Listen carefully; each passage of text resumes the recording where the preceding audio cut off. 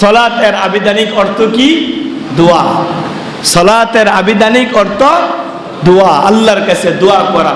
আল্লাহর কাছে এই নামাজের মাধ্যমেও আল্লাহর কাছে দোয়া হয়। এই যে আমরা সূরা ফাতিহা পড়ি, এই সূরা ফাতিহার পুরোটার অর্থ যদি দেখেন, দেখবেন আল্লাহর কাছে দোয়া করা হইতেছে। ইহদিনাস সিরাতাল মুস্তাকিম সিরাতাল্লাযীনা আন'আমতা আলাইহিম গায়রিল মাগদুবি আলাইহিম ওয়ালাদ-দাল্লিন, পুরোটাই দোয়া। এজন্য নামাজের মাধ্যমেও দোয়া হয়। এজন্য ও আমার মুসল্লি ভাইয়েরা আমার, এই যে জুমার দিনে যেরকম কানায় কানায় মসজিদ ভরে যায়, অন্য ওয়াক্তগুলাতে তো এরকম মুসল্লি হয় না। নামাজটাকে ছাইরেন না। আপনার গুনাহ হয়, গুনাহ হোক, আপনি অপরাধ করেন, তারপরও নামাজটা ছাইরেন না।